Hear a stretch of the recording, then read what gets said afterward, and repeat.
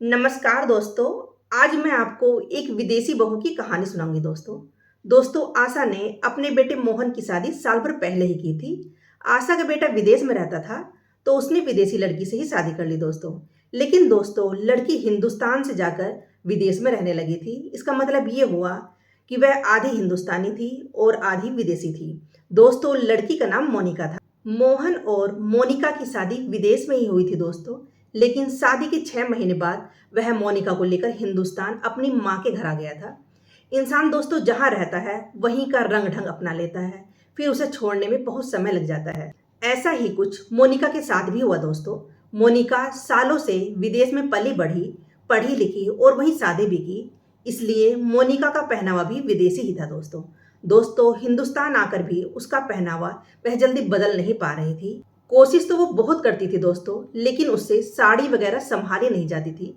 उसे अपने कपड़े ही आरामदायक और अच्छे लगते थे जिन्हें वह पहना करती थी दोस्तों मोनिका को ऐसा देखकर उसके आसपास के लोग तरह तरह की बातें बनाने लगे थे, क्योंकि दोस्तों मोहन का परिवार बहुत ही संस्कारी और खानदानी था।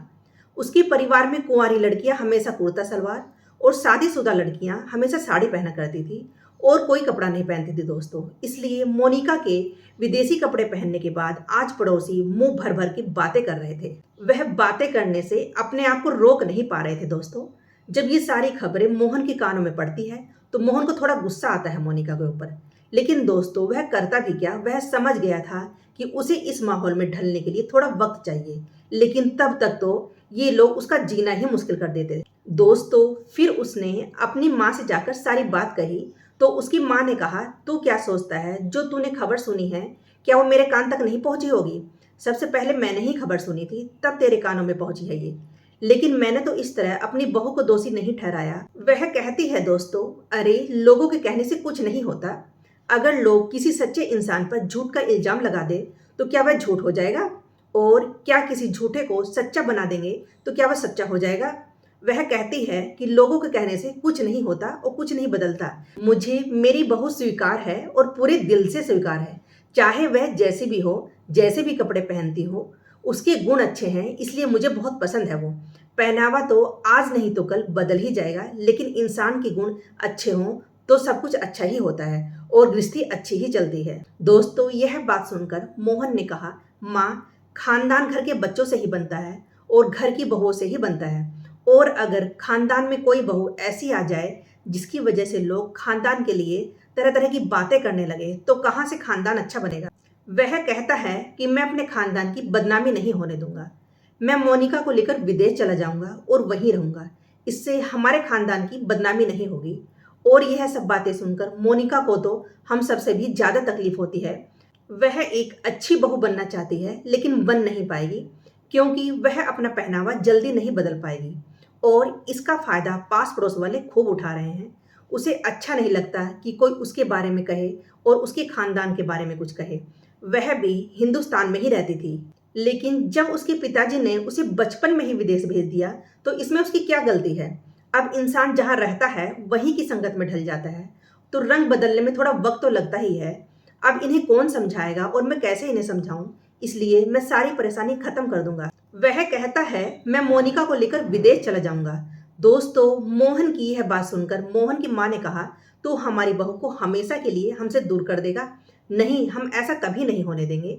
तू क्या समझता है कि हम बहू को मानते नहीं है? वह हमारी बहू नहीं, बेटी है वो। और हमने पहले भी कहा था और अब भी कह रहे हैं कि हमारी बहू कहीं नहीं जाएगी। वह जैसी है, जैसा भी पहनावा पहनती है, हमें स्वीकार है। और वह हमारी बहू नहीं, बेटी है। लोगों के कहने से क्या होता है? लोगों के कहने भर से हमारा खानदान खराब नहीं होता। लोगों के कहने से हमारे खानदान का नाम हमारी इस नई बेटी की वजह से बदनाम नहीं होता। अरे पहनने वाले के अंदर कमी नहीं है, देखने वाले के अंदर कमी होती है।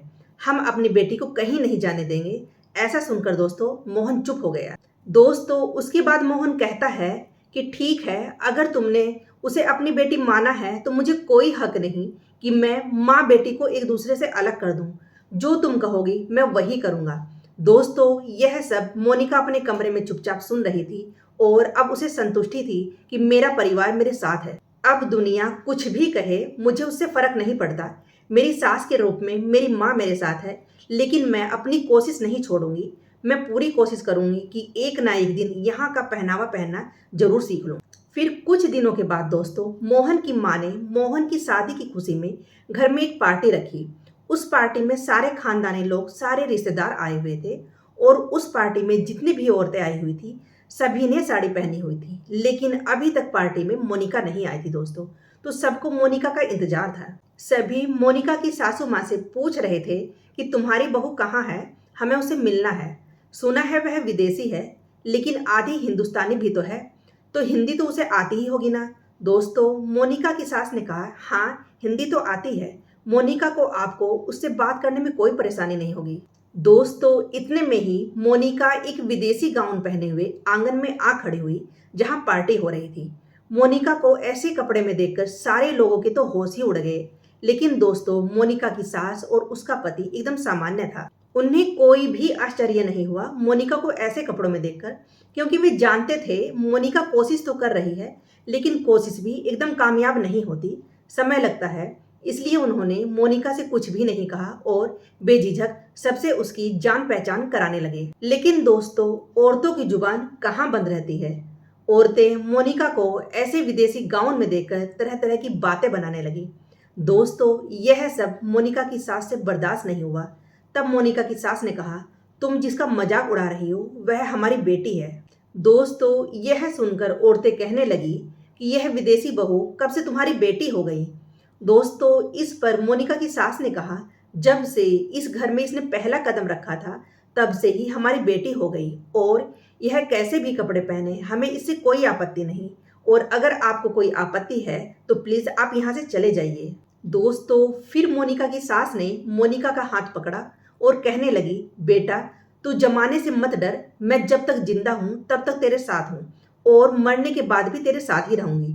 मैं तुझे बेटी कहती ही नहीं, मैं तुझे मानती भी हूँ। दोस्तों, उसकी बात मोनिका ने कहा कि माँ, मैं आपको ही अपनी माँ मानती हूँ और मैं चाहूंगी कि आप हर जन्म में मुझे सासू माँ के रूप में आप ही मिलें। दोस्तों, आपको ये कहानी कैसी लगी कमेंट बॉक्स में ज़रूर बताइएगा, और कहानी पसंद आई हो तो लाइक कीजिए, सब्सक्राइब कीजिए और अपने दोस्तों को शेयर कीजिएगा।